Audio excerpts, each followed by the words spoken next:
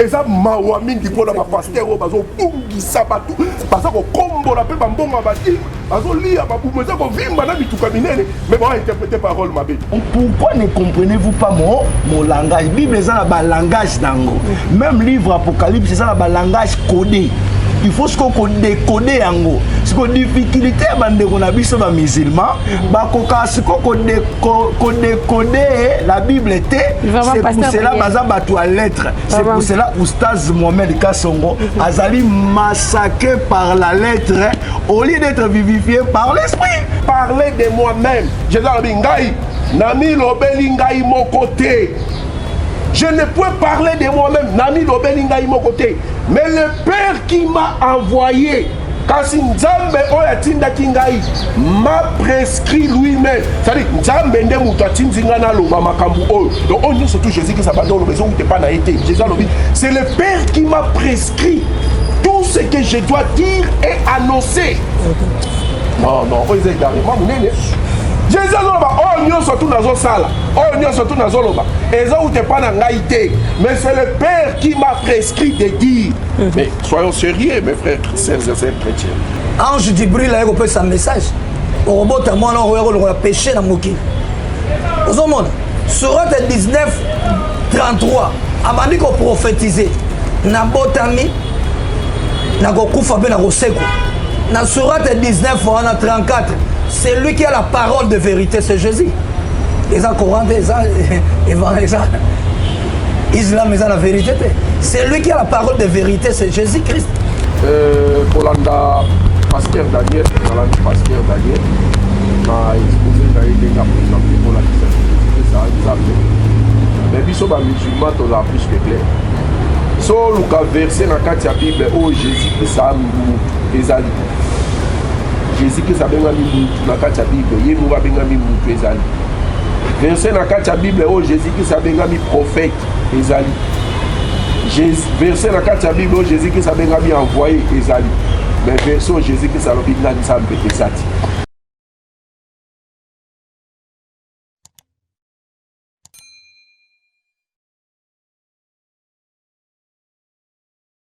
Mbote balandi avant la télévision, balandi Aïcha, Bisoné Zoto, Mbote la ville partout, dans le monde entier.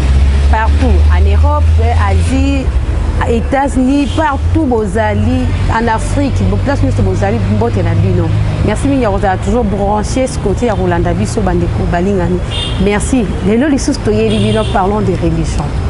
Ma solo ya religion, la besoin d'être mais ça m'a coupé, t'as un solo, les autres, ça fait dans la bassin, tout ya malam. Et là, on a trois invités dans le plateau. On a trois invités. Invités à la gauche, on a invité à chrétien. À droite, pardon, excusez moi, on a invité à chrétien. À gauche, on a invité à musulman. On a toujours partagé chez Mohamed Kassongo. À droite, on a pasteur Daniel Alonga. Pasteur Daniel Alonga, pasteur a partagé la mâchoire yankolo, bimbanga yankolo, ye mo ami pesa comme mbanga yankolo, ye mo azlobi alobela nzambe. A to partager na bango lelo na thème na biso o to betaki mbalasi matolobela ki meto développer ki on makasité bandeko balandi na biso surtout partout dans le monde. Lelo to beta biso biso ya Jésus-Christ est le Dieu créateur. Yesu Kristo azali nzambe oyo akeli mokeli biloko nyonso tu ko mokeli ya bato mabele mapatana lola nyonso tu tobeta lisolo. Pasteur Daniel Alonga, mbote na yo mama Aïcha. Pasteur Zabien na banjo azali tout va bien na ngolu ya nzambe tout va bien. Pasteur mâchoire ya ngolo, shalom. Shalom mama Aïcha, nzambe apambola yo. Merci pour l'opportunité. La thème n'est est-ce que Yesu azanzambe mokeli? Oui. Yesu azanzambe mokeli. Amen. Vraiment, on a besoin santé ça bien. Santé ça bien par la grâce de Dieu. Vraiment. Chez Mohamed Kassongo, salam alaikum. Wa alaikum salam. Chez Boni santé. Santé za bien. Vraiment, tozo qui n'est pas la moko vu que les autres bandits n'arrêtent pas de excusez biso tozo banda la moko tout droit au beat. Pasteur, Yesu azali nzambe mokeli ya mapata na lo mokeli ya biloko nyonso.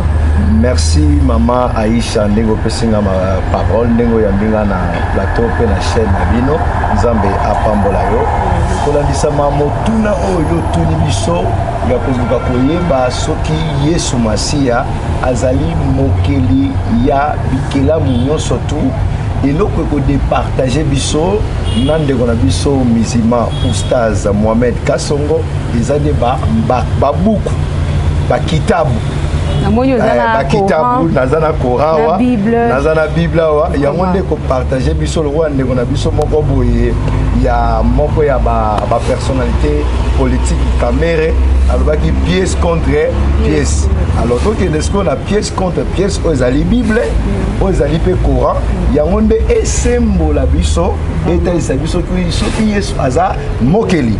Je prends maintenant la Bible.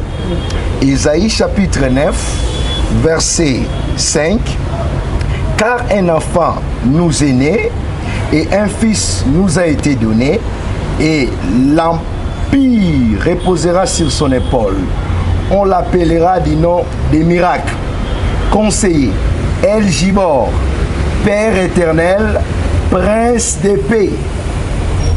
Maman Aïcha, kolandisema makomi ya Esaïe chapitre 9 verset 5, ezali prophétie ya prophète Yeshaya, ya prophète Esaïe a prophétisé sur la venue du Créateur. Alors oui, car un enfant nous est né et un fils nous est donné. La domination reposera sur son épaule. L'on appellera admirable, conseiller, Dieu tout-puissant, Père éternel. L'expression un enfant nous est né, un fils nous est donné signifie la manifestation ou l'incarnation du Père éternel manifesté en chair, tel que complété avec une écriture de 1 Timothée chapitre 3, le verset 16. Car le mystère de la piété est grand, Dieu a été manifesté en chair. C'est-à-dire, dans Mukanda, dans Esaïe chapitre 9, verset 5, expression un enfant nous est né, un fils nous est donné, et l'ingési c'est koloba, manifestation ou incarnation ya nzambe tata, nde alatinzo to ayenamo namokili. Siko expression père, na kati ya langage ya Bible, et signifie ka créateur. Expression père, na kati ya Bible ni ya koloba créateur. Malachie chapitre 2, le verset 10. N'avons-nous tous pas un seul Père? N'est-ce pas Dieu qui nous a créés? Donc, expression Père et Nikoloba, Mokeli. Si qu'on prophétie à Esaïe chapitre 9, Ezola tande Yesu Masiya. Ezolo bela mutu mususite, Ezolo belande Yesu Masiya, attend que Nzambe Mokeli. Attends que Nzambe Mokeli. Alors, je vais lire maintenant encore la Bible parce que na kati ya église ya Yesu Masiya, église ya Yesu Masiya etongami na enseignement ya ba apôtre pe na ba prophète. Ce qu'on tozo tuna maintenant ba apôtre ya Yesu, bato ba vivre ki na Yesu. Ba lobi nini par rapport ce qui Yesu azanzambe to azanzambe te. Nazo interroger maintenant ba apôtre bazaki na Yesu. Je prends maintenant mon corps à apôtre Oazaki na Yesu, Jean. Apocalypse chapitre 21, le verset 5. Et celui qui est assis sur le trône dit, voici j'ai fait toutes choses nouvelles. Il me dit, écris parce que ces paroles sont véritables et sûres. Il me dit aussi, c'est fait, moi. Je suis Alpha et l'Oméga, le commencement et la fin. Apocalypse chapitre 4, verset 11. Seigneur, tu es digne de recevoir la gloire, l'honneur et la puissance, parce que tu as créé toutes les choses, et c'est par ta volonté qu'elles existent et qu'elles ont été créées. Maman Aïcha, oui. D'après ces deux versets que je viens de donner, d'après ces deux versets, la personne qui est assise sur le trône et le Dieu créateur, la personne qui est assise sur le trône, Apocalypse chapitre 21, verset 11, il dit, voici j'ai fait toutes les choses nouvelles. Et puis il ajoute, c'est fait, moi, c'est lui qui a créé le ciel, les anges, la terre, les hommes, je suis Alpha, je suis l'Oméga, je suis le commencement, je suis la fin. Alors je vais donner une sourate dans le Saint-Coran. Je prends maintenant la sourate 3, le verset 84.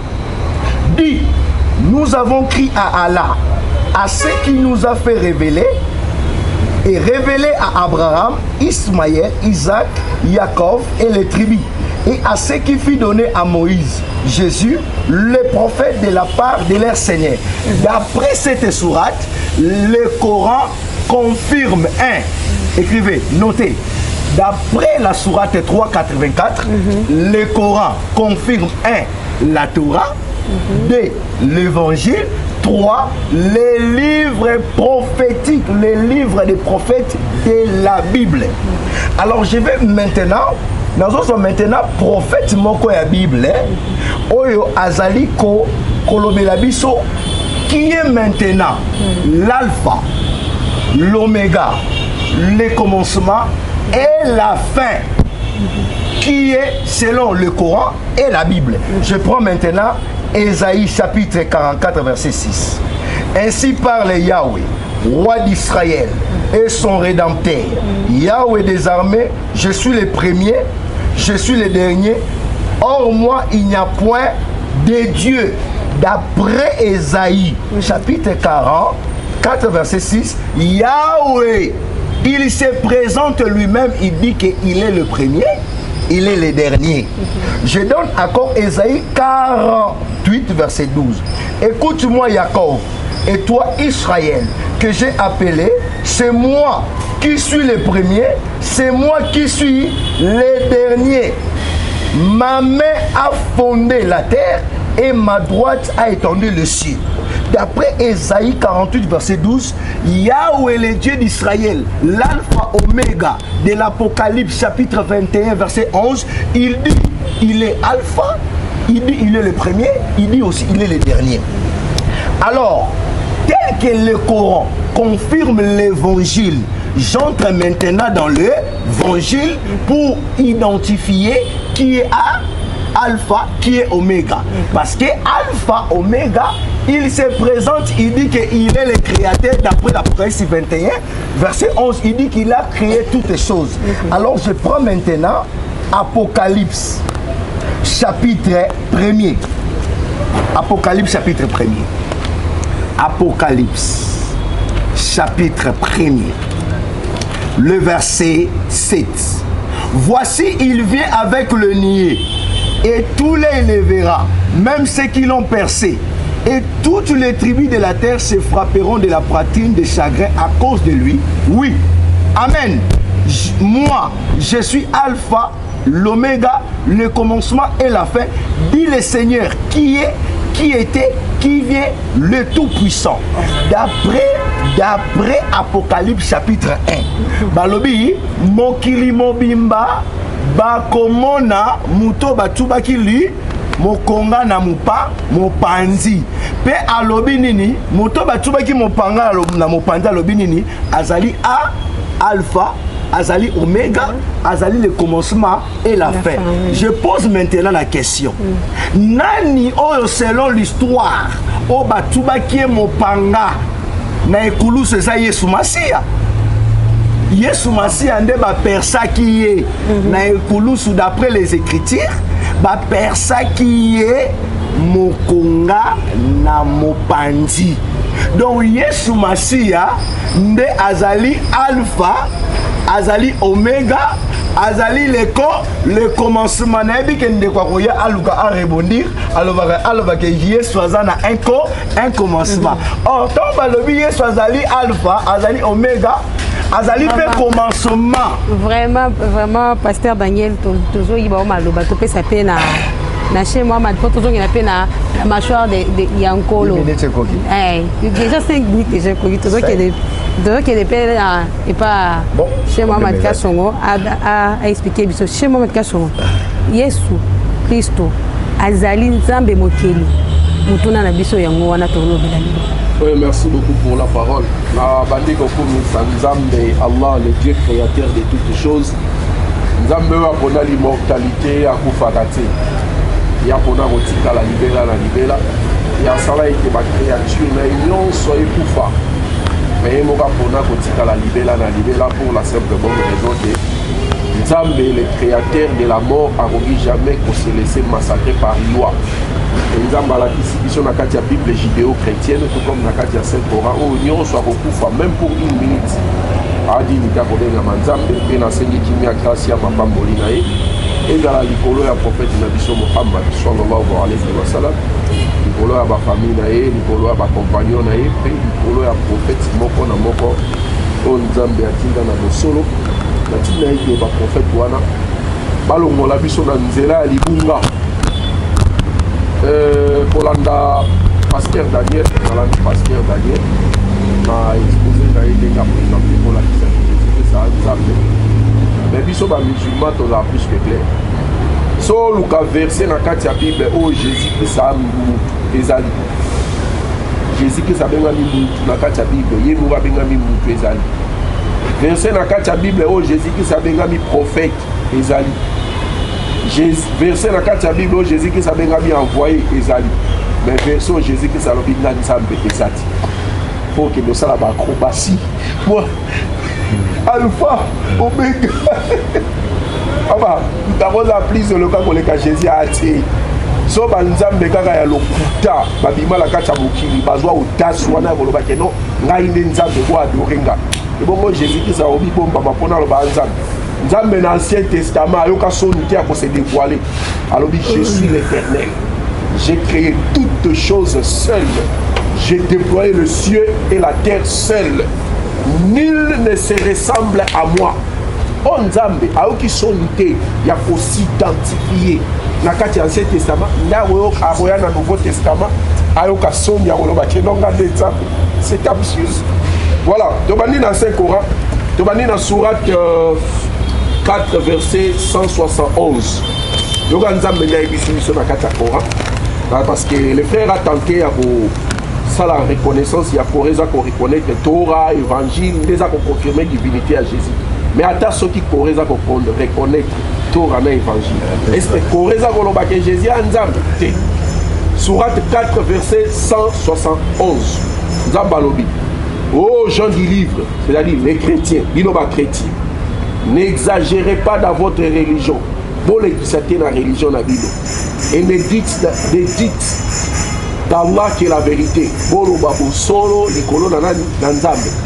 Le Messie, Jésus fils de Marie, n'est qu'un messager d'Allah. On Nzambe la katakora.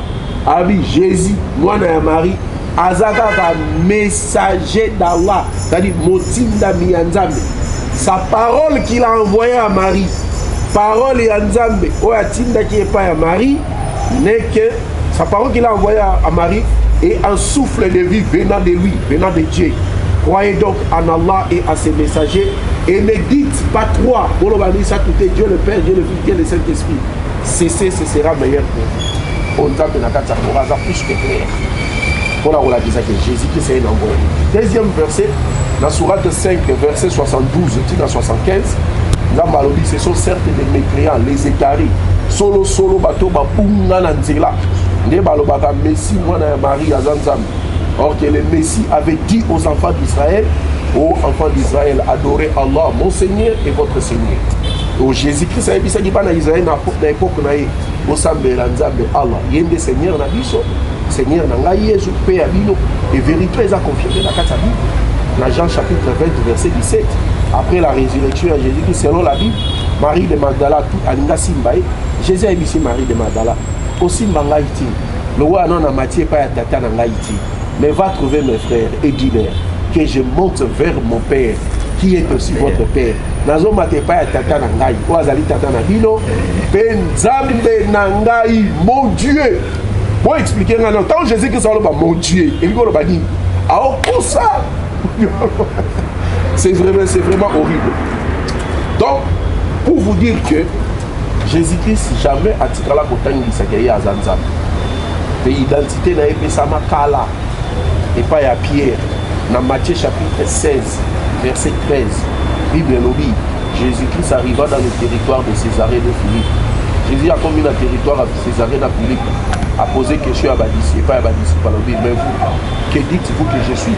Lino, pour lobby, il faut dans l'aïe, fils de l'homme, moi, fils de l'homme. Donc Jésus-Christ a mis bien la fils de l'homme.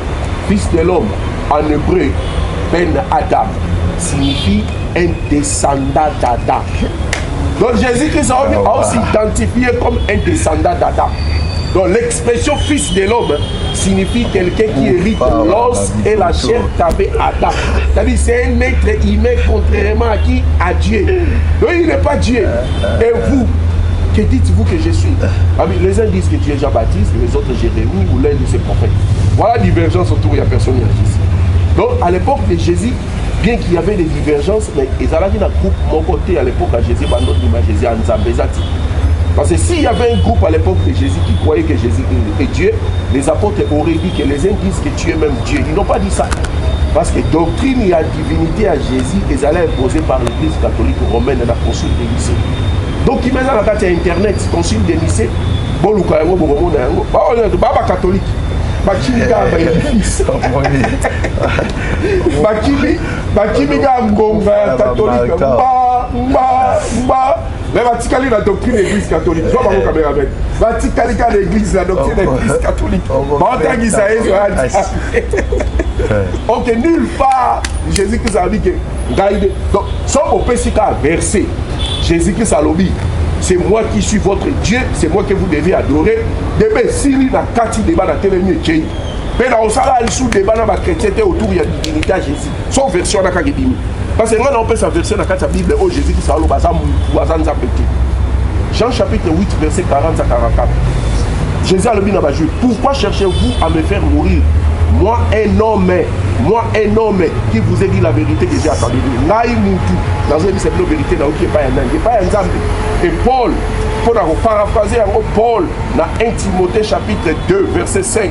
Paul à l'Obibo, il y a un seul Dieu et un seul médiateur entre Dieu et les hommes, Jésus-Christ homme. Verset à Bible, Jésus-Christ homme Ezali. Jésus-Christ envoyé de Dieu Ezali. Jésus-Christ prophète de Dieu Ezali. Jésus-Christ Dieu Ezali.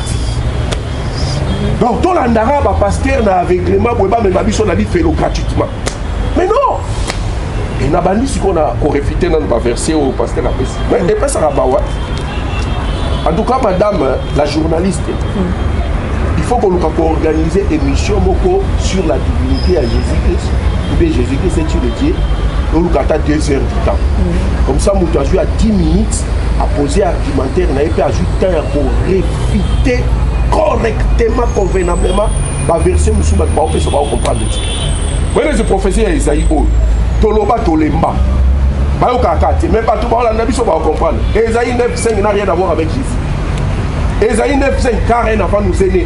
Esa chanson liturgique que le prophète Esaïe a composé à l'honneur d'Ézéchias, fils du roi Akaz. Référence Esaïe chapitre 7, verset 1 à 14. Donc Esaïe chapitre 7, verset 1. Tina 14 le Bible. Avant que l'enfant Emmanuel sache distinguer le bien et le mal, le pays de 2 rois dont tu crées sera abandonné. Mais quel 2 rois? Tant que vous êtes pasteur, tant que vous êtes vraiment micro, je suis prêt tout dans la gaga na Esaïe, auto ça on a vu notre débat, on a démontré que Esaïe n'est pas Emmanuel, n'est pas Jésus-Christ. Emmanuel c'est bien Ézéchias, c'est le fils du roi Akaz. Et cet enfant a vécu 740 ans avant Jésus-Christ sous la domination assyrienne. Par contre Jésus-Christ a vécu sous la domination romaine. Mais le verset nous parle avant que l'enfant Emmanuel sache distinguer le bien et le mal. Le pays de 2 rois. Il s'agit de quel roi? Pour expliquer Ngaï. Ceux qui voient la Bible, pour expliquer dans Isaïe chapitre 7, verset 14, où la Bible parle le pays de 2 rois, dont tu crées sera abandonné. Quels 2 rois? On parle des 2 rois, des rois d'Assyrie. Ça n'a rien à voir avec Jésus qui se posa simplement victime d'un système église catholique à créer un christocentrisme. C'est-à-dire qu'il faut interpréter toute la Bible à la lumière de la personne de Jésus. Dans la prophétie à Jésus-Christ, il y a beaucoup de temps. Luc chapitre 4, verset 18 à 32. Jésus-Christ s'est présenté devant les Juifs dans la synagogue. Il a passé le livre au prophète Esaïe. Il a déroulé le livre. Il est tombé sur la prophétie d'Esaïe chapitre 61, verset 1 à 3. Voilà la prophétie où Jésus-Christ s'appliqua dans Yango. Alors oui, l'Esprit du Seigneur est sur moi. Il m'a envoyé. Il s'est présenté comme étant un envoyé de Jésus. Nulle part dans le Nouveau Testament, c'est un défi. Apôtre, mon combien disciple à Jésus-Christ, ça vient à Jésus-Christ comme Emmanuel. Soit vous pensez un verset dans le Nouveau Testament, disciple à Jésus ou bien apôtre à Jésus, avec Jésus-Christ c'est Emmanuel. Dans ce converti. Vraiment, chez moi, m'a dit Tozo, il vraiment, il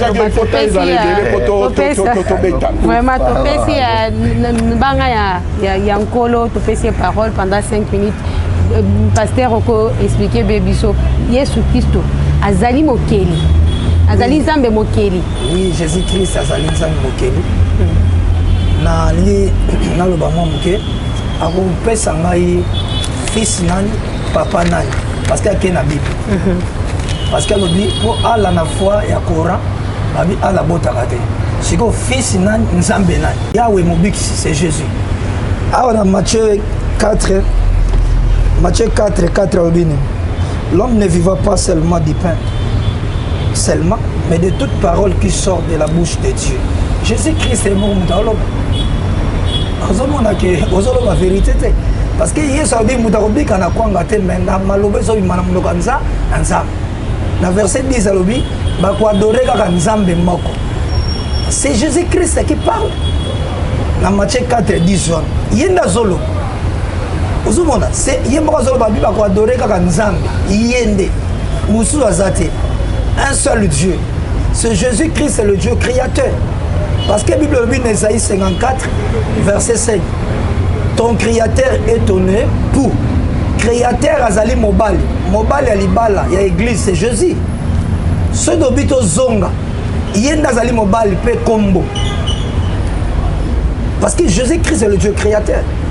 Paul a expliqué dans Colossiens. Colossiens chapitre 1er, verset 15, ce qui était dans 17. Voilà. Alors, image de Dieu invisible, le premier-né de toute la création, c'est Jésus. Dans verset 16, tout a été créé par lui et pour lui. Trône, dignité, nyos, et que la minaye. Trône, dignité, tout mokili, et que la minaye. Yenda créé. Ce que même dans Jean 9. Moi, je suis aveugle de naissance. Dans Jean 9, verset 6, Azui Krachana Bouaki, Azui Mabele, tu as mis sur la Siloé. C'est la création. La création. Création, c'est ma facette, c'est belle. A créé Moutouna Mis. Même dans le Coran, on a créé pigeon. Dans la Sourate 5, verset 105, a créé pigeon. Dans le Coran, on a créé un pigeon. Aux hommes, on se contredire. Parce que Jésus est Dieu créateur. C'est lui qui a été assis sur le trône. Même Yesu Mbokalobi, dans Philippe Atouni dans Jean 14, verset 8, montre-moi le Père. Yesu a fait ce verset, dans verset 9, depuis qu'à Nazarana, il y a bagate. Soko moni ngai moni tata. Soko moni tata moni ngai. Ozomona que Yesu Mbokazolo dans la Bible, dans ma commis. Parole m'a commis. Parce que le Dieu créateur, c'est Jésus-Christ. Il y a dans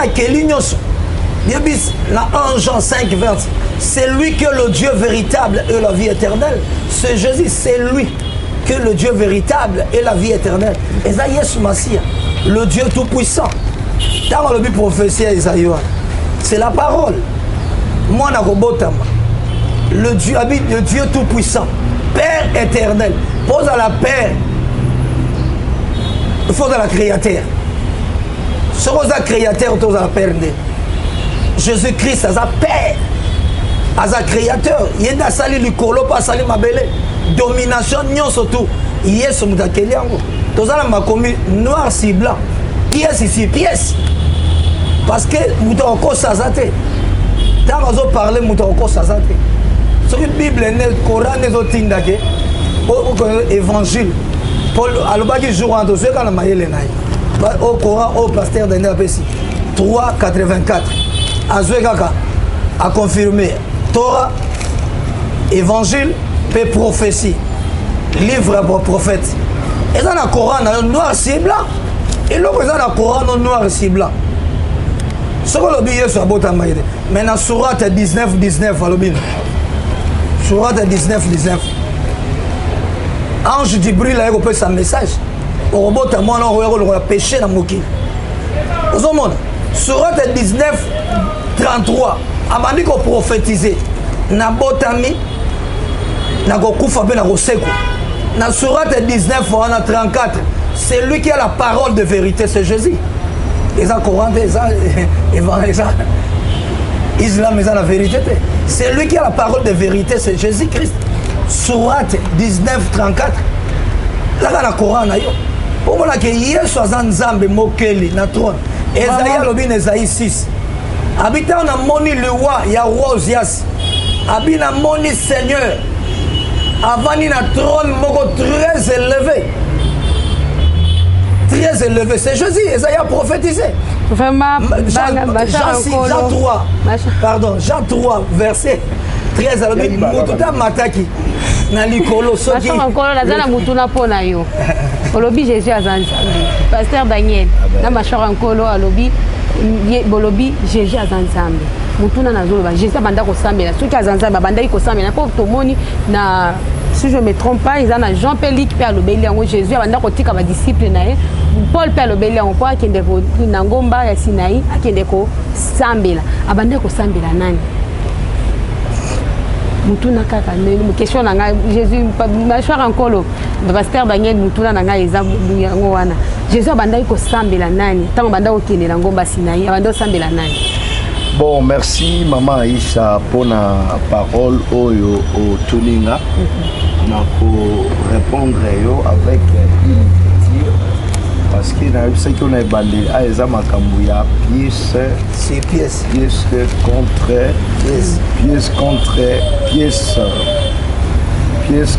pièce au moins na kati ya Biblia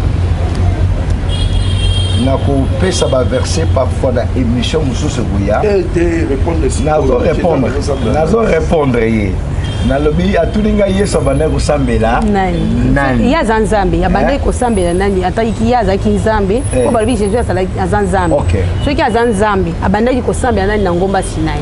Bon, avant de répondre à une question Anna, on fait ça une soirée dans le Coran ici Allah azo sambela na ba ange. Allah azo sambela na ba ange. On fait ça un verset on a quand le Coran Allah azo sambela na ba ange. Si vous soki à répondre à la question Anna. Nenga na koya siko répondre à la question. So yep à répondre na Allah na kati ya Coran. Jésus sambela répondez d'abord, ce n'est pas moi. Ce n'est pas moi qui ai posé la question, c'est les journalistes. Nazongi c'est la question. Mutuna na répondre nazongi c'est la question hapana. Et ça la version na kati ya Coran on peut ça sourate 9. Mais lui n'est pas musulman, il est journaliste. Allah azobondela na ba ange. Verset 9. Surat 9. Na oluka version on peut ça. Surat 9 Allah na ba ange bazo sambela. Ce n'est pas surat 33. Soit 33. Ça va, si on peut c'est soit 33 problème.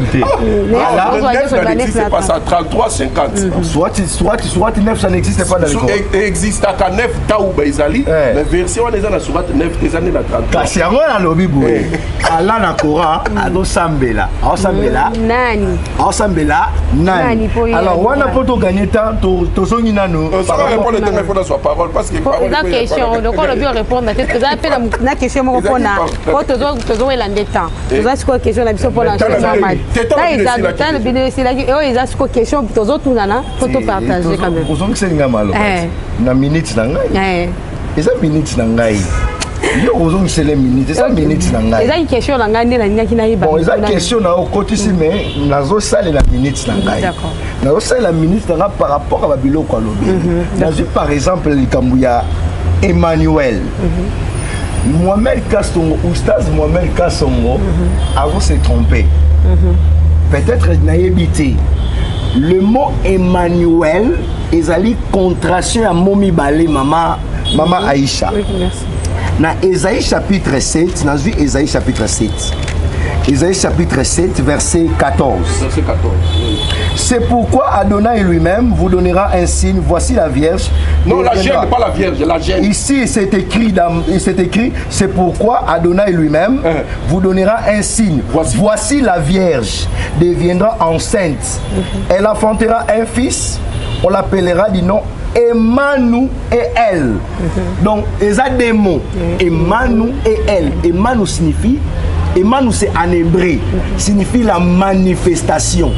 Elle signifie Dieu. Même en arabe, Al signifie aussi Dieu. Elle, en hébreu, c'est Dieu.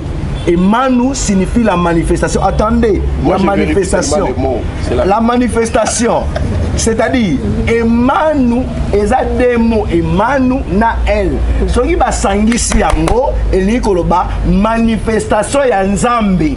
Et l'ikoloba te ke akoya na kombo babenge na kombo wana. Explication ya kombo wana na langage biblique. Et l'ikoloba, manifestation ya nzambe na kata mokili. Dans d'autres termes, Dieu est avec vous. Matthieu chapitre 28, verset 19 à 20. Dans Ésaïe chapitre 7, verset 14, c'est pourquoi Adonai lui-même vous donnera un signe. Voici la Vierge deviendra enceinte. Elle enfantera un fils, on l'appellera du nom de Emmanuel. Emmanuel signifie manifestation. Elle signifie Dieu. Même Al en arabe c'est Dieu. Donc ce qui est au sangi c'est Emmanuel. Na elle les zones manifestation ya Nzambe. Dans d'autres termes, Nzamba zana yo. Il n'y peut pas Nzamba zana yo. Ils a expliqué dans Matthieu chapitre 28, verset 19 à 20. Yesu Masia a épisi baye kolinaye. Voici je serai avec vous jusqu'à la fin du temps. C'est-à-dire explication ya Emmanuel et Nika Koloba Nzambe Katina Bino. Matthieu chapitre 1er verset 21. Je suis dans les évangiles synoptiques. Matthieu verset 1er. Matthieu chapitre 1 verset 21. Et elle enfantera un fils, tu l'appelleras du nom de Yehoshua, car celui qui sauvera son peuple de ses péchés. Mais tout cela arriva afin que fût accompli ce que le Seigneur avait annoncé par les prophètes. Ésaïe dit, voici la Vierge aura dans son ventre et enfantera un fils, et il l'appellera du nom de Emmanuel. Babi nyonso tu ekokisa maki pona kokokisa prophétie ya Ésaïe chapitre 7 verset 14 ekokisa maki na Yesu Masia. Donc eza kombo ya mutu teza na explication na kasi na Biblia toza na ba langage. Yango Yesu alobi pourquoi ne comprenez-vous pas mon langage? Bible eza na ba langage nango. Même livre Apocalypse eza na ba langage codé. Il faut ce qu'on décoder yango. Ce qu'on difficulté bande qu'on a vu sur les musulmans, bah qu'on décoder la Bible était. C'est pour cela baza batu à lettres. C'est pour cela Oustaz Mohamed Kassongo azali massacré par la lettre au lieu d'être vivifié par l'esprit. C'est pour cela azotanga la Bible lokola un livre, azo comprendre dans le sens c'est un livre. Yango c'est pour cela azo kende à côté na mukuse na lobi Yesu Masia azali Nzambe mokeli. Amen. Mokeli ya ba ange, mokeli ya batu, mokeli ya banyama, mokeli ya mabele. Soyi ba benge Ben Adamu parce que asidentifia ki na mutu pour abikisa na ko démonter pe na kati ya courant ala na ba ange ba ye lokola batu. Vraiment. Na démonter na kati ya courant. Pasteur Daniel toujours ont fait tant peu sa minute n'est pas chez moi Matika Songo pour toujours il a fait pasteur Machar ya Mfambe. dès la Zabou, on a 10 minutes. On a 10 minutes. Et on a 5 minutes. Eh, bah, tu as le 5 minutes. Bah, je crois qu'on a 5 minutes. Il y a 5 minutes. Il y a avant pasteur Daniel Azwa parole. Avant pasteur Daniel Azwa 5 minutes. Pasteur Machor Akola Azwa 5 minutes. Après pasteur Daniel Azwa 5 minutes. Donc on a ce qu'on a 10 minutes. Parce que tout le monde a Kibongo. Le débat est à deux camps. Le musulman contre les chrétiens. Donc ceux qui attendent à peine qui 2 ou 3, on a 10 minutes. D'accord. On a 10 minutes. On a consommé 10 minutes. Chez moi, m'a dit, pasteur Daniel a lobby que Jésus a Zanza Memokili à Nyonso. Et bon, il y a une zone de Jésus a Zanza Memokili à Nyonso parce que Jésus est mon lobby. Jésus a lobby, parce que Jésus est le Fils et puis le Père. Il a expliqué à Zanza Benakati. Bon, côté à Zanza. Merci beaucoup pour la question. C'est plus que clair. Moi, je suis tu joues dans l'écriture. Tu joues dans l'écriture. C'est-à-dire, les lots qui moutou azali habilité à la sur Jésus-Christ à Nzambe, les Jésus et mon. Donc il faut tomber sa parole à Jésus pour allobi que ngai Nzambe na bino go sambe la ngai. Point pas, debe katani. Parce que non, Nzambe ne mutalobi yango. O parole na olobi za parole Nzambe. Amos chapitre 3 verset 7. Nzambe alobi l'Éternel Dieu ne fait rien sans avoir révélé ses secrets à qui? À ses prophètes et à ses serviteurs. Donc le prophète Nzambe ba bouche autorisée à Nzambe. O bagolo bande o Nzambe azoloba. Donc ceux qui prophète Nzambe déjà alobi que ngana Nzambe ici. Faut pas. Parce que Nzambe dans l'Ancien Testament a bombité alobi je suis le Dieu créateur. J'ai créé toutes choses seul. J'ai déployé le ciel et la terre seul, sans l'aide de personne. Mais dans l'Ancien Testament, Nzambe a mis bombité, a mis identité. Quand même Nzambe a dans le Nouveau Testament, a mis bomba. Identité n'a pas de doctrine de divinité à Jésus-Christ, ezali satanique, ezali diabolique. Na bandi na Psaume chapitre 22. Psaume chapitre 22, verset 1 à 10. Oh, prophétie à Jésus. Jésus a dit, oh Dieu, tu as été mon Dieu dans le ventre de ma mère. Jésus a dit, oh Nzambe, yo zala Nzambe nanga depuis libumu ya mama nangai. Osiko ya koma Nzambe quand? Parce que dans libumu ya mama na zala Nzambe te. Oh Jésus d'Azoloba. So na libumu ya mama na zala Nzambe te. Akoma Nzambe quand? Et prophète Salomon a lobi na 2 Chroniques chapitre 18 verset 16. 2 Chroniques chapitre 6 verset 18. 2 Chroniques chapitre 6 verset 18. Prophète Salomon a lobi, le ciel et la terre ne peuvent pas contenir Dieu. Prophète Salomon a lobi, mokilio mobimba et koki ko contenir Nzambe te, Nzamba ko fanda na mokilio te. Et Jésus-Christ y est mon tangoye na mokili. Azu prophète livre à prophète Esaïe va passer na synagogue. Azu livre à dérouler livre à tomber dans la prophétie à Esaïe chapitre 61 verset 1 à 3. Jésus a dit, l'Esprit du Seigneur est sur moi. Il m'a envoyé. Il s'est présenté comme étant un envoyé de Dieu. Donc, tout ce qui a enseignement à Jésus, on s'est présenté le voilà envoyé de Dieu, tout le enseignement à pasteur. Nous avons sous verset à Jésus-Christ. Jésus-Christ a la Bible. Dans Jean chapitre 5 verset 30, il y a la parole à Jésus. Je ne puis rien faire de moi-même. Donc, Jésus Massia, oh Jésus Nazoloba. Selon ce que j'entends, kaka o nazoyoka, je juge et mon jugement est juste. Parce que je ne cherche pas ma volonté, nazoluka bolingi na ngaite, mais la volonté de peur. En d'autres termes, mon Dieu qui m'a envoyé. Nazolo appelle ici le terme père. Oh Jésus d'Azorba.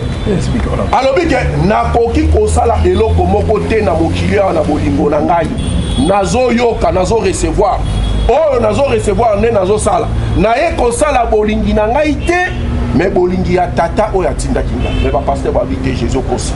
Yo ne Dieu créateur. Est-ce que vous comprenez cela? Dans le deuxième verset, Jean chapitre 12 verset 49. Oh Jésus-Christ, on appelle sa parole, il y a Jésus, il y a Moutouté, il y a Jésus et Moko. Pasteur Daniel a le bureau là, ça on peut na katia courant. Oui, il a quelqu'un bima, mais bima qui est déjà en introduction. Non, bima qui est déjà en introduction. Avant de n'attendre la version, d'abord qui sous parole, Moko introduction. Coran chapitre 61 verset 6. Coran chapitre 61 verset 6. Notez en haut, pas noter. À 5 verset Coran. Coran chapitre 61 verset 6.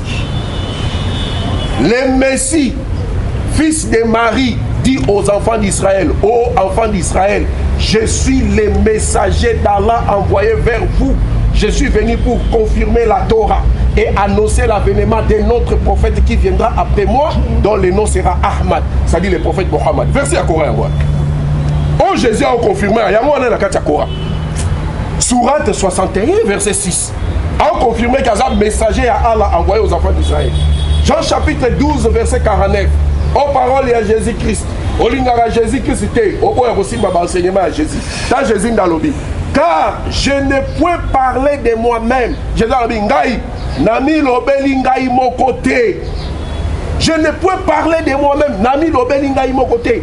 Mais le Père qui m'a envoyé. Kasi Nzambe oyatinda kingai m'a prescrit lui-même. C'est-à-dire Nzambe nde mutu atinzinga na loba makambu oyo. Donc on dit surtout Jésus qui s'abandonne au maison où t'es pas na été. Jésus a dit c'est le Père qui m'a prescrit tout ce que je dois dire et annoncer.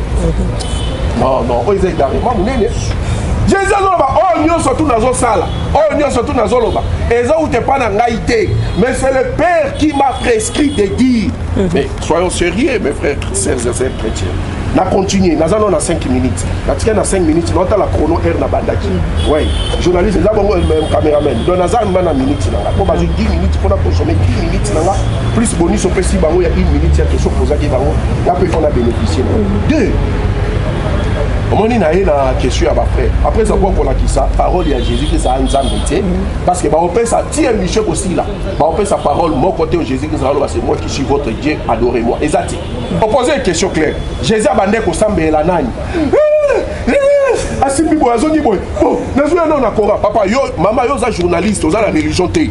Il faut répondre au mbala moko va na Coran. Ça ezaki ngandem na posaki. Ndalinga ka sala rhétorique na na kata Coran. Mais yo za journaliste ou na religion té. Il faut répondre. Asali ba acrobatie ti à répondre télétique à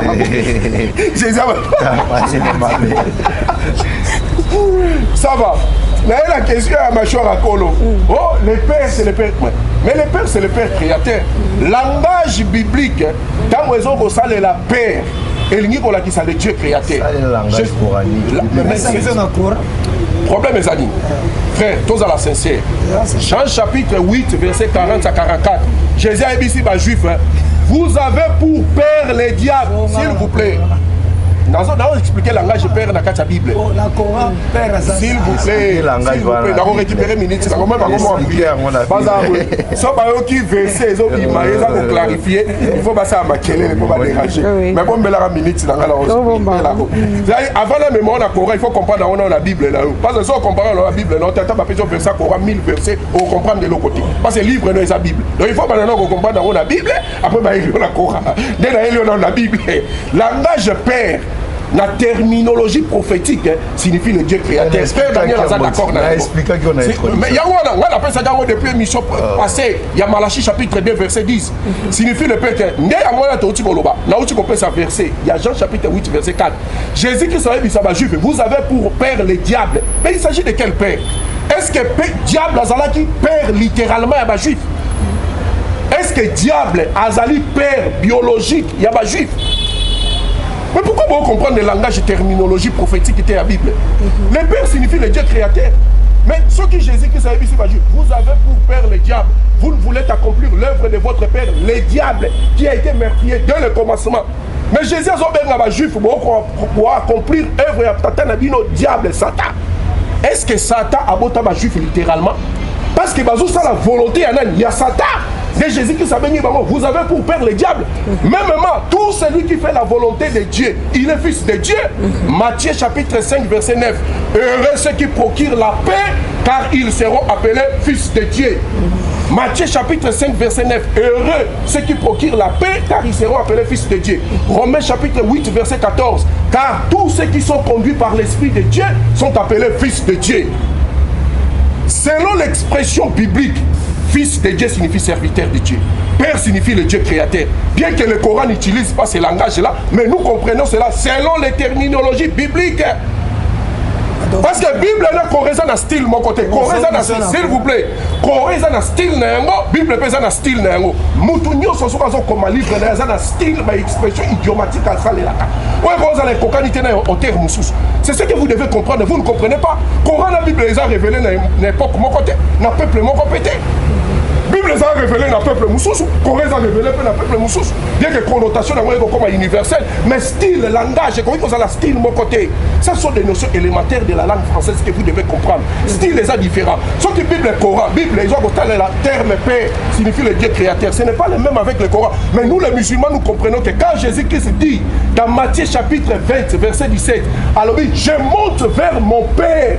Nazo mate pas ya tata na ngai. O azali tata na bino ba apôtre. C'est quoi Jésus na ba apôtre bazala qui papa moko. Il s'agit de quel père?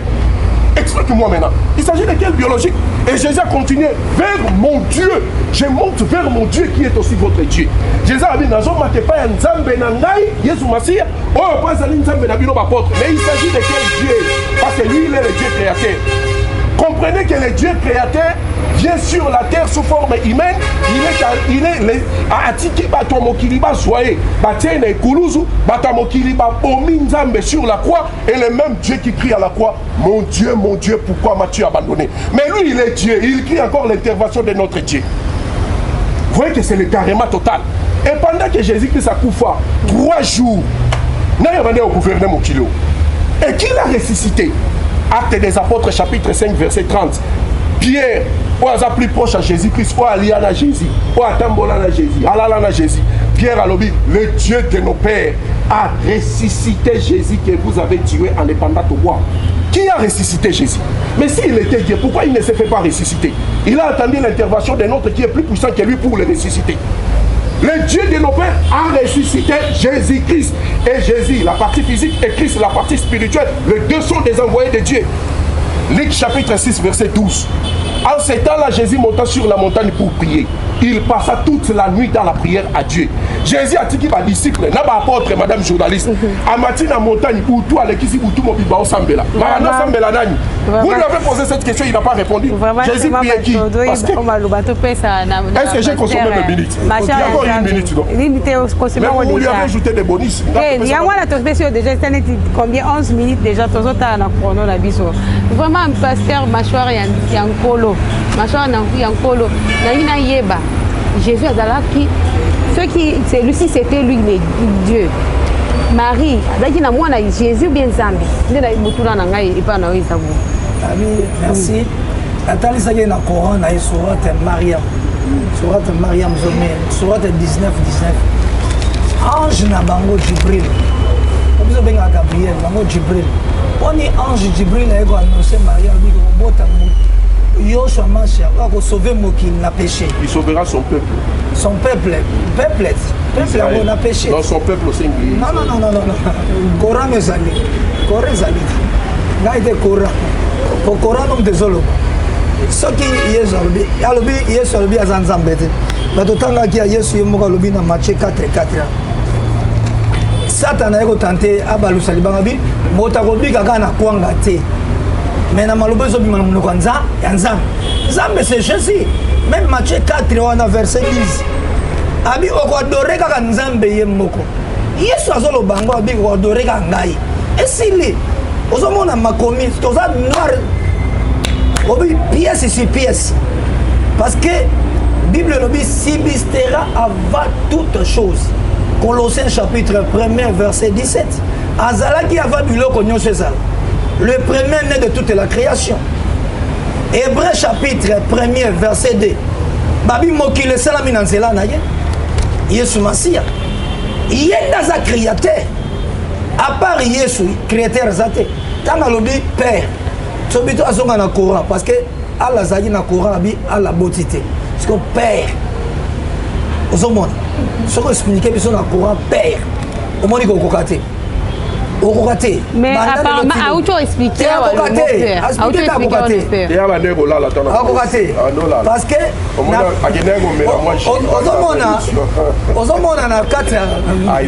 Jésus-Christ est ce Dieu, le Dieu véritable et la vie éternelle. C'est Jésus.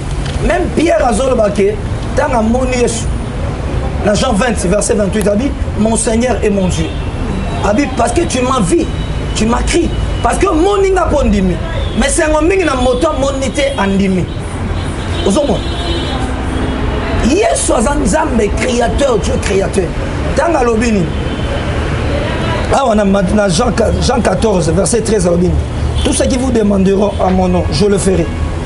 Jean 14. Abigno Sobosenga na kombo nangai. Jean 14, 14. Tout ce qui vous demanderont à mon nom, je le ferai. Nyon Sobosenga na kombo nangai na gosal. Maintenant Jean 14, 13 alobini. Tout ce qui vous demanderont à mon nom, je le ferai. Afin que le Père soit glorifié dans le Fils. Afin que le Père soit glorifié dans le Fils. Jean 14, 13. Na 14, Jean 14, 14. Tout ce qui vous demanderont à mon nom, je le ferai. Jean 10, 30. Moi et le Père, nous sommes un. Nous avons un seul Dieu. Un seul Dieu. La dispensation. Moussala. Alors, na Deutéronome chapitre 6, verset 4. Un seul Dieu. Alors, dans Zacharie 14, verset 9 à 10. Un seul Dieu, le roi de la terre.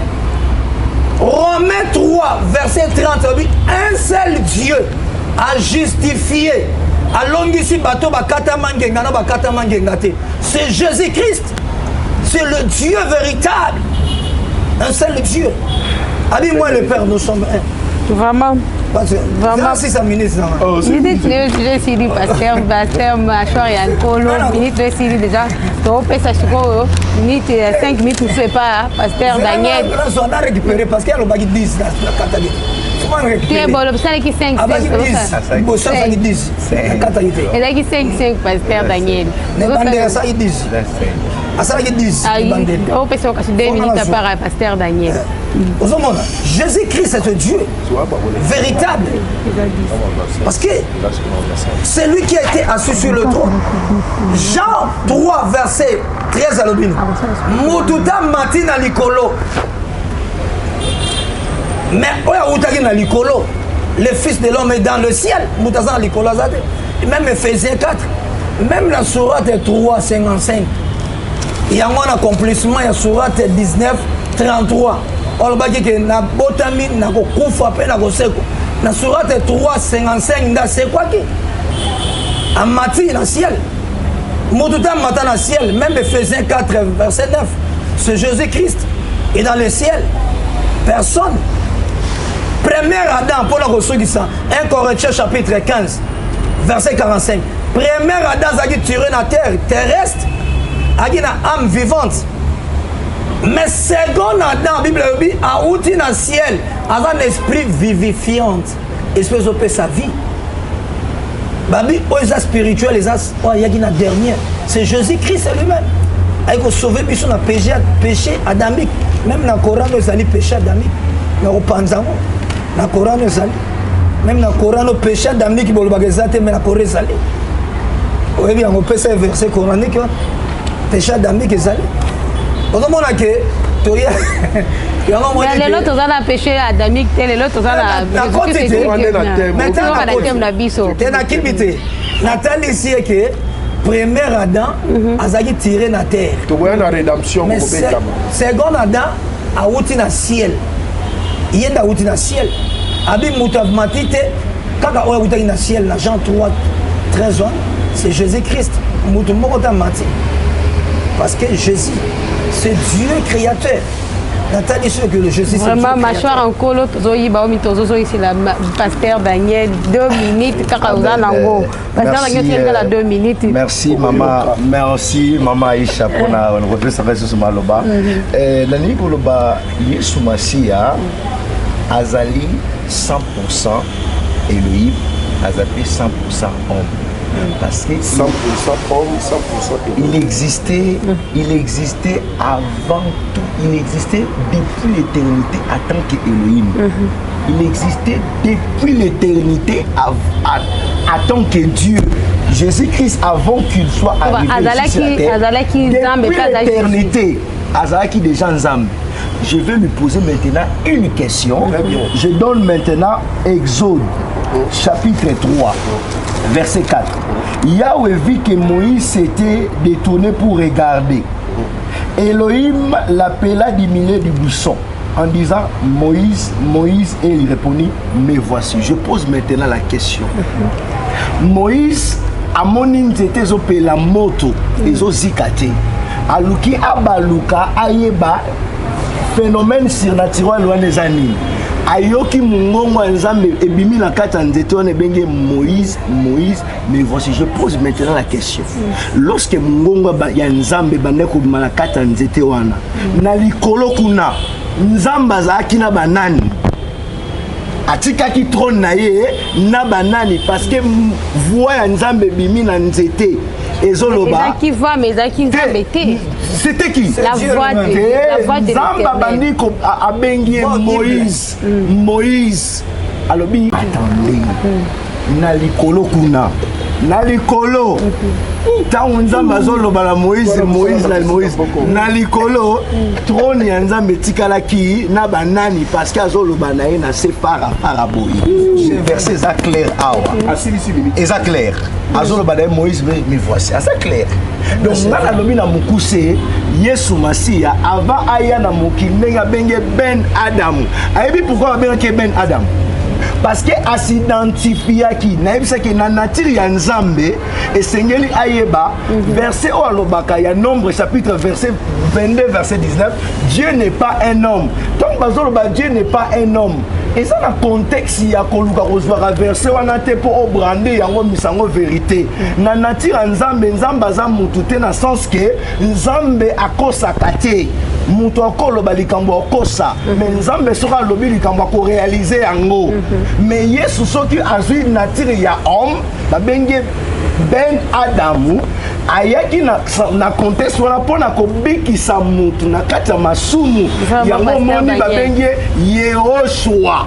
Okopesa ye Yehoshua qui signifie Yahweh mobikisi ayaki pona ko bikisa batu na masumu na bango. Ok, merci pasteur. Yango ayaki na lokola homme. Vraiment pasteur Daniel tozongeli pas chez moi Madika songo. Azala 10 minutes. Azala 10 minutes na ye. Naota la montre. Oui, non, ça déjà 10 minutes ba télé. Il y a des qui oui, déjà c'est oui. Quel journaliste? Là naota la montre. Omoni. Donc elle est tout droit. Tous à la chérie et bandit. Tous à la chérie. Jean chapitre 9 verset 17. Un aveugle de naissance. Jésus-Christ habite ici et Michou. Batouni aveugle. Yo aveugle. Olobi nini pona mutu habite ici au Michou. Aveugle alobi c'est un prophète de Dieu. Amen. Amen. Mais il y a un retour dans ma pasteur. Amen. Pardon, tu te rends Amen. Parce que Amen. Moi, interprétant comme Amen. Pasteur Daniel, toi qui est là chez moi, madame, continue. Toi qui est là Amen. Toi qui est là chez moi, madame, Amen.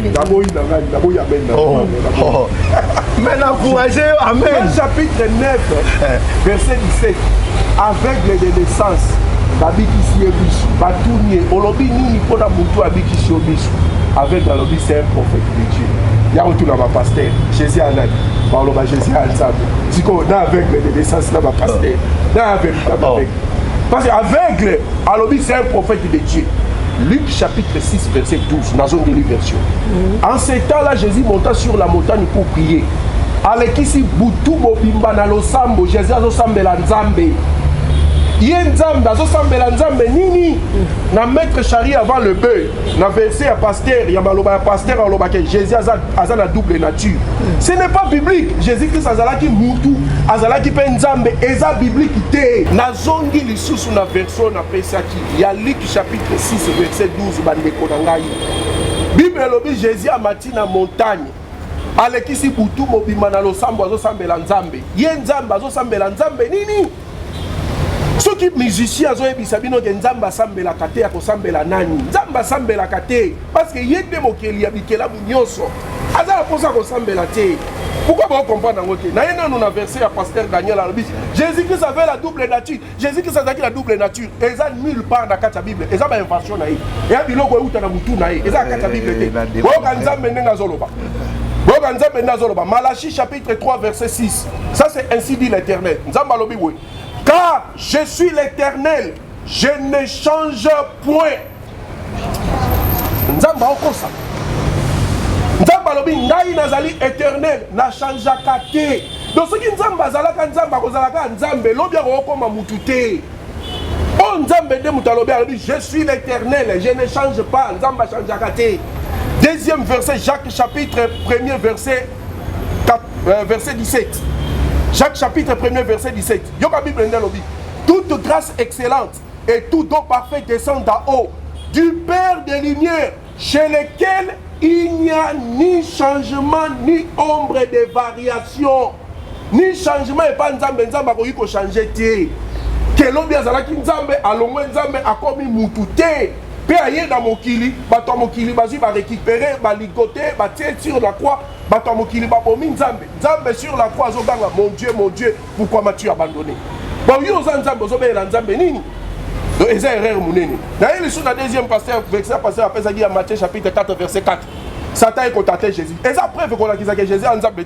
Parce que Satan a vu Jésus, a mené Jésus dans la montagne, a vu Jésus, a quitté ici, a Jésus dans la temple.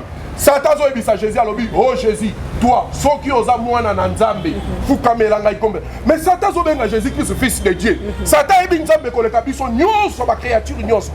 Ceux qui Satan vraiment il m'a dit que Jésus est Nzambe. Satan yo, ceux qui ont Nzambe, faut kamelanga sambelanga. Mais Satan a vu Jésus, si tu es le fils de Dieu, prosterne-toi devant moi et adore-moi, je te donnerai tout ce monde. Mais Satan a vu Jésus, fils de Dieu, yo l'obité, yo Jésus est Nzambe. Satan a vu même Nzambe qu'on a vu son nion sur tout. Et Jésus a dit Satan, alors retire-toi Satan, car il est écrit. Jésus a tangeli Satan, Deutéronome 6 et 16. Tu ne te prosterneras pas devant un autre Dieu si ce n'est que l'Éternel qui vous a créé. Et Jacques chapitre 1er verset 13, Bible 14 son sanité. Alors tu ne tenteras point le Seigneur ton Dieu. Nzambe va tentaka été papa. Tu as un verset à Jean chapitre 20. Oh alors à Thomas. Thomas lobi mon Seigneur et mon Dieu.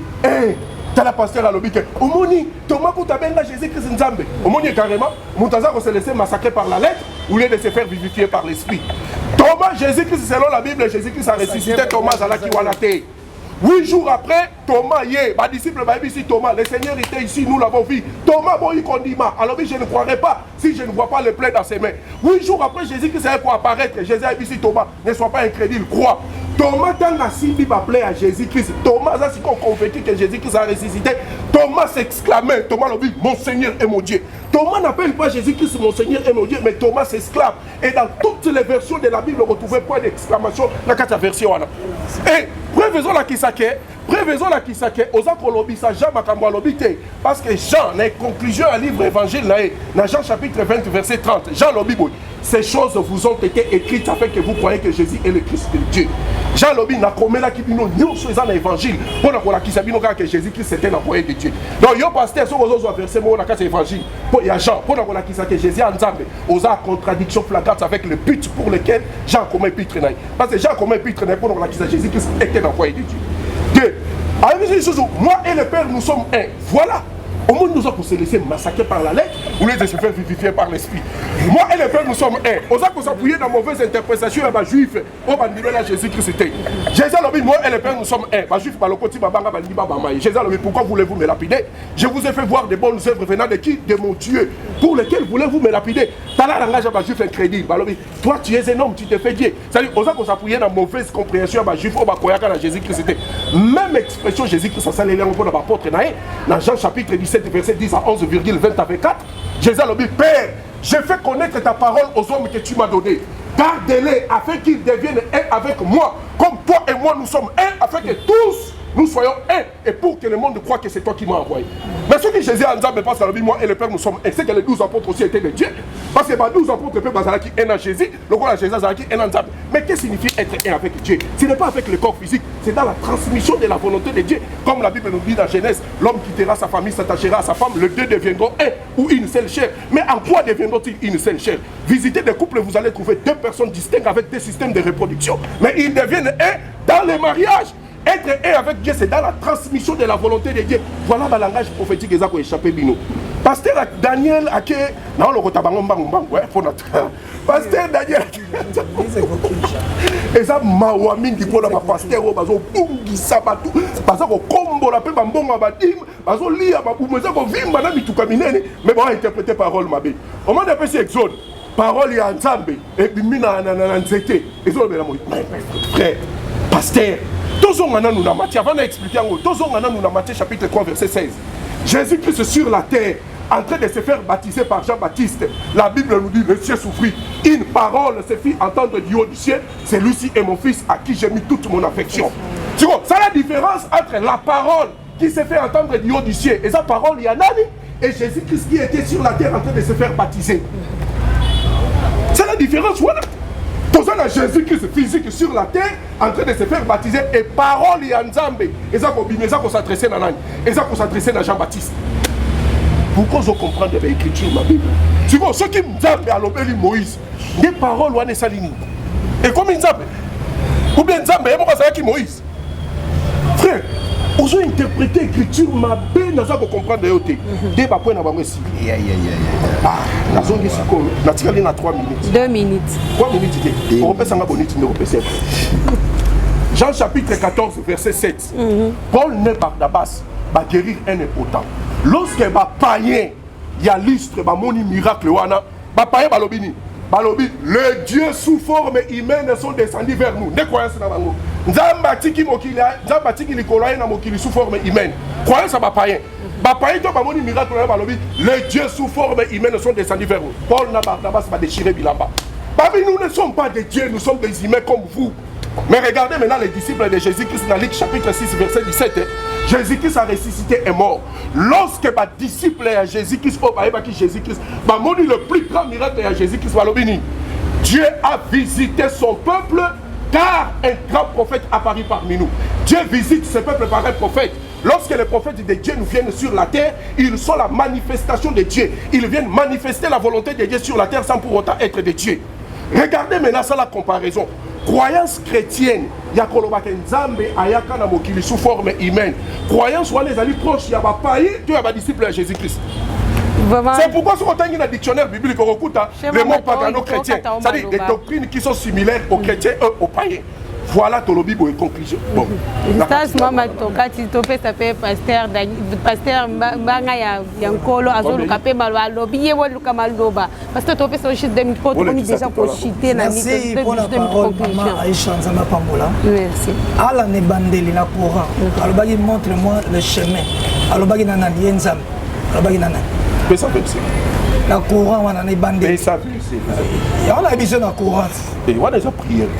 Prière, montre-moi le chemin. Alobagi nana Yenzam.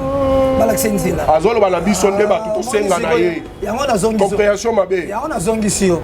Ah, la zone senga la bisonde to senga ye to la. On a posé question à Tigre. Elle a répondu, poser question à répondre.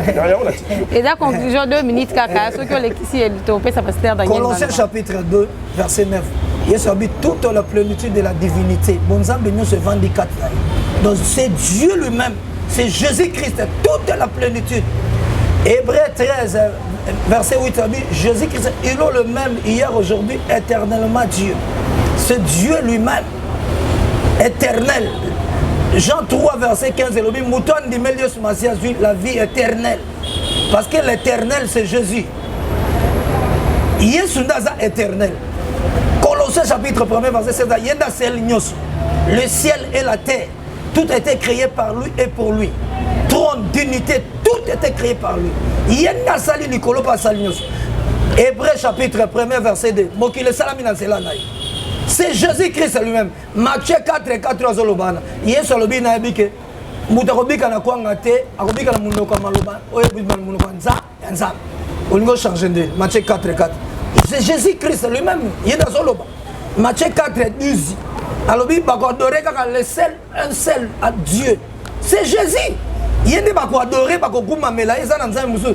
O tu batikali c'est ba idole. À part Yesu. Parce que les Philistins bana nzambe na bango banda okange na cage.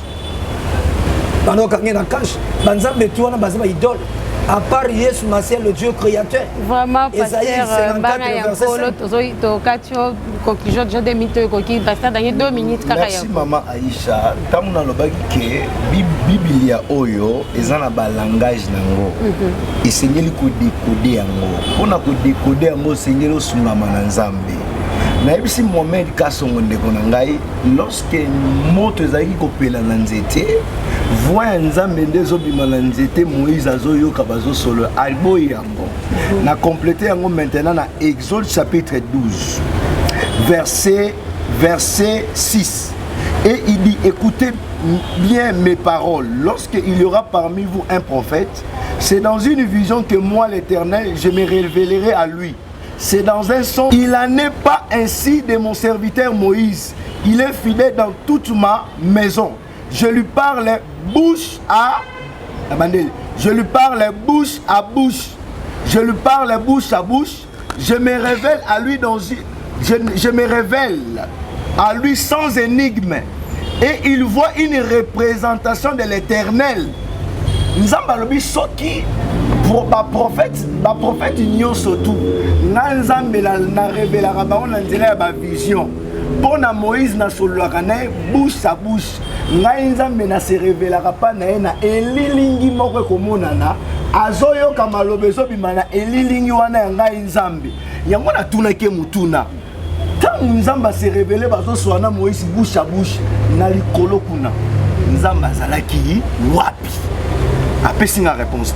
À toute la question, Nzamba Sambe la raté, à ressemble là-bas, na répondre, na la Bible, Nzamba Sambe la raté. Azomi Sambe la, Nzamba se fait envoyer Moko. Je donne maintenant des versets. Exode chapitre 34, écrivez. Exode chapitre 33, le verset 17 à 19. L'Éternel dit à Moïse, je ferai ce que tu me demandes, car tu as trouvé grâce à mes yeux, et je te connais par ton nom. Moïse dit, fais-moi voir ta gloire. Verset 19, Landa.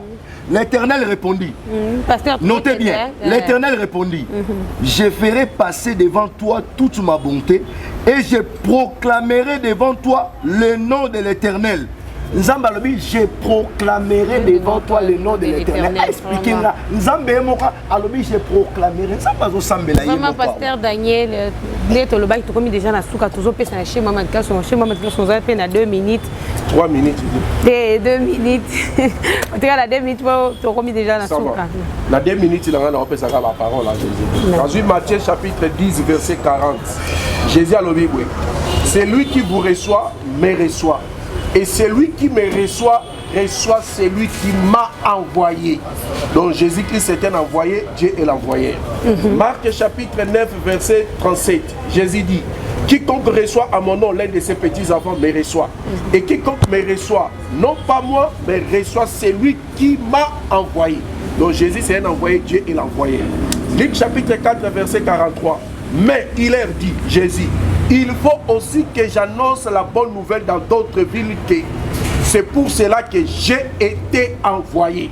Donc Jésus-Christ c'est un envoyé, Dieu est l'envoyé. Luc chapitre 10 verset 16. Celui qui vous écoute m'écoute. Et celui qui vous rejette me rejette. Et celui qui me rejette, rejette celui qui m'a envoyé. Donc Jésus c'est un envoyé, Dieu est l'envoyé. Jean chapitre 4 verset 34. Jésus leur dit, ma nourriture est de faire la volonté de celui qui m'a envoyé et d'accomplir son œuvre. Donc Jésus-Christ est un envoyé, Dieu est l'envoyé. Jean chapitre 5 verset 24. En vérité, je vous le dis, celui qui écoute ma parole et qui croit à celui qui m'a envoyé a la vie éternelle. Donc Jésus-Christ est un envoyé de Dieu, Dieu est celui qui l'a envoyé. Jean chapitre 5 verset 30. Je n'ai plus dans une minute. Oh non, non, c'était notre chrono. 30 secondes de Tekaïla. Ça va. Jean chapitre 5 verset 30. Jésus dit, je ne puis rien faire de moi-même selon ce que j'entends. Je juge et mon jugement est juste, car je ne cherche pas ma volonté, mais la volonté de celui qui m'a envoyé. Donc Jésus-Christ a causé le plus grand menteur, le plus grand hypocrite que la terre n'a jamais connu, s'il était Dieu, tout en affirmant dans ces versets qu'il est envoyé. Donc c'est absurde. Donc Jésus-Christ a causé la mouton, le coup d'amouner la terre dans le monde. Ce qui y a dans la Kinzambe, or que ça pour affirmer qu'il est envoyé de Dieu. naza d'accord que mbalasi matokoya lisusu la première partie ya émission na biso mais tokoya na deuxième partie nango mpona lelo bolimbisa tokomi na suka bapasteur na bolimbisaka soki nazwaki minute bomoni ke nazwi minute eve napesi chez mama mete nasaleli kaka corno bino bosali 5 ya asui 10 minutes po azala ye moko bolimbisanga mpona lelo bandeko nyonso balandi biso soki nanu yo ozotala biso na saboni te abone toi soki bolike bopartage bocommenter émission na bino mpona lelo tosuki awa à la prochaine topesi mino mbote ebele.